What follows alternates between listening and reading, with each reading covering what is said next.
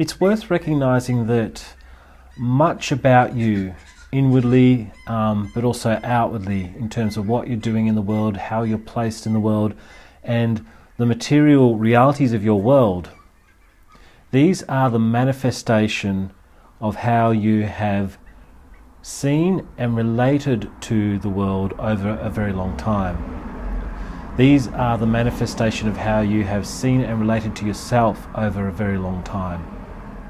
In a sense, how your life is now and who you are now and how your material world is now is, in some important sense, a consequence of how you see and relate to yourself and the world.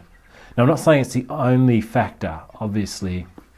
There are many factors that determine things in life, but this is a fundamental one. I mean, the proof in this is for anybody who has worked on themselves and has worked hard and intelligently, in the sense that they've made their mind work hard too, to really try and understand themselves and change themselves, and to really understand the world around them and make the world work. Anybody who's put that effort in knows this is true. Anybody who's avoided that effort will make up 1,000 philosophical bullshit excuses about why this is not the case. But it's a fact. And those of us who work at this know it's a fact. So, where I am now, inwardly and outwardly, and in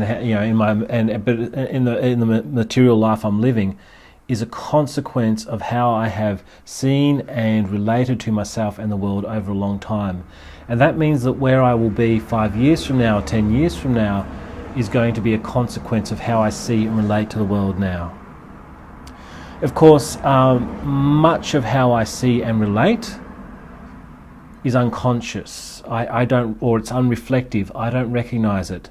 And I didn't start it. I didn't start that ball rolling. My parents, for example, were big factors in that, and their parents were big factors for them, and so on back into the past, as well as all sorts of other events that shape how people think and feel and see and relate, and how they hand that on over time.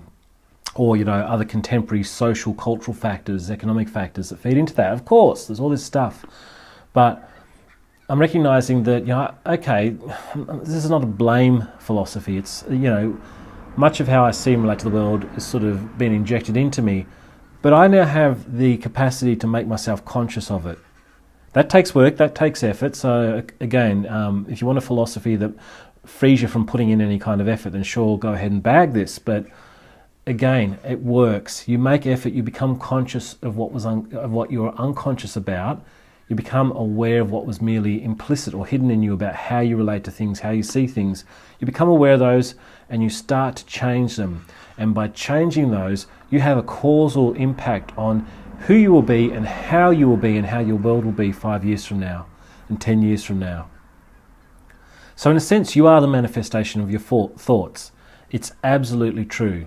Your thoughts create, they filter. Your way of seeing, more deeply your way of being. So your way of thinking, but your way of relating, your way of emoting, all these things, your way of relating to yourself and the world produce who you are and how the world is in your particular world. They create the life that you'll be living 5 years from now, 10 years from now. And you can change that life, you can change your trajectory. So don't just go with the default. Become conscious, become aware of yourself, and choose how you want to be, how you want to relate, and start to become that every day, and your world will change over time, absolutely. Okay.